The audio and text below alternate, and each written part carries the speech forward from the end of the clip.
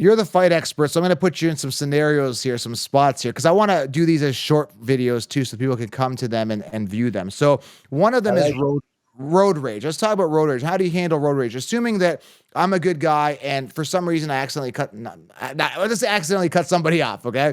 And he's, let's say, behind me, he gets out of the car and I don't want to get out of the car. And let's just say I'm a woman, I'm 120 pounds, 5'5", and I can't fight, but I honked my horn, I got a little angry, got a little emotional. Now this guy, big guy, comes out. Maybe he comes out with a bat, maybe he comes out with a gun. We don't know. But you're in a car and maybe you can't move in front of you, but you're in the car and he's parked behind you, you're kind of pinned. The window, you got to keep your window closed. Like, what do you do in these? Again, road rage could be like on a highway or on a side street, or on a road or a busy road. I mean, there's so many variables. That's a loaded question. But in general, I acted up. I hit the horn. He hit the horn. We're about to rock right now. Do I stay in the car? Do I call 911? Like, what do we do? Is it like, assuming I'm a person that can't fight, do I stay in the car? Like, what do I do in a road rage incident? Yeah, It's we a tough should try question. to avoid it. Sorry. It's a tough question because there's so many scenarios, but I'm just curious, like, oh, in There's so general. many scenarios and variables, but again, and if my brothers watch this, when I was younger with friends, I used to have road rage when I was younger, right?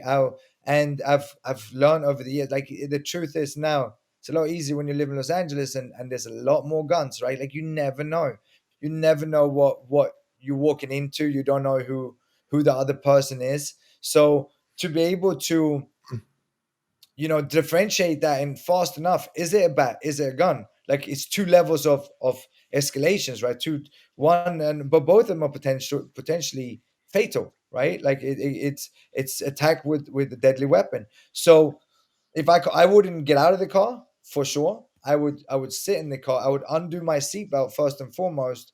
Right. Um, because if they come up on the driver's side and that's a gun in their hand, I don't have much room for I don't have a lot of time. I've tried to get out on the passenger side to get past. If it is a gun, I will always look in the mirror and try to differentiate. If it is a gun, I'm going to try to hit you with the car before you get up to the and here's where you go, okay, well, maybe they were just going to threaten you with it. I can't Yeah. take that risk. It's too late. What? Yeah, maybe they were, but that even if it's just a 1% chance that he's going to use that gun, I have to act first, and I can justify that in a court of law. That's coming out of a car with a gun. You're not supposed to. It's, if you're not, unless you're in Texas, but that's a very aggressive behavior. I'm not going to wait to find out what your intent is. What if they came out Baseball bat, well, just with a fist huh? or fist or a baseball bat? Assuming most commonly they probably come out with a fist or baseball bat. They run to your car and you don't want to fight. Do you just stay in the car? The first thing I would do, yeah, oh yeah, I would stay in the car. I I might not stay in the. I put. I would get out of. I would recommend most people to stay in the car, um, because especially if you haven't trained. Why? Because you're safe in there, and it's also another layer of violence that person. Again, if they're emotional as well, and they go, "I'm gonna hit you with this baseball bat." When you get up there, the first thing I would say is, "I'm sorry. I'm really sorry. I shouldn't have honked my horn. I apologize." That's the best way, Yeah. right? If But that doesn't work, egos and adrenaline probably won't make you say that though. It no, depends. no. And Yeah. so personally, I would get out. Why? Because I'm much better equipped on my feet than I am sitting down in a car. If I For think sure. it's going to be a violent interaction, I will get out. If I don't know how to fight, I would stay there. I would open the window a little bit and say, "I'm really, really sorry." That's your best line of self defense.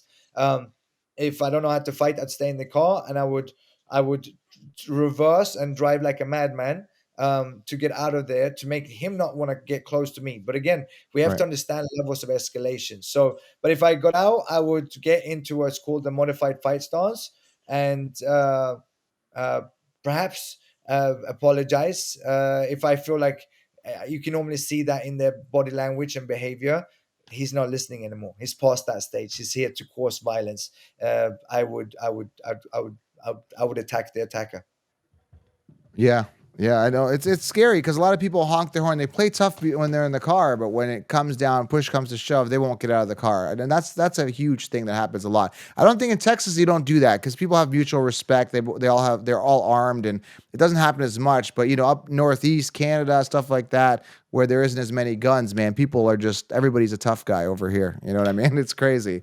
It's very interesting, the psychology behind road rage, of people like feeling like they have the lane, it's their Yeah, lane, and it's very, very interesting. And you're right, because you're in this confined space by yourself and you feel safe, like the middle ground between a keyboard warrior, who I get a lot of on, on self-defense videos, where you feel like you're safe in there. And I've been in that situation. I'm not necessarily proud of it, but when I was younger, and I remember one guy especially who was being really aggressive in his way of being. And I stopped. We ended up at a red light next to each other. And I got out of the car and I'm like, what are you doing? Like, and it was this guy, like an office guy. And I'm like, if you, and I said to him, if you want to talk about this, pull over to the side. Let's talk about this. And he's like, no. And I could tell, like, and I could tell that he realized that, oh, this is not what I expected, and this is not, I'm not prepared for this, right?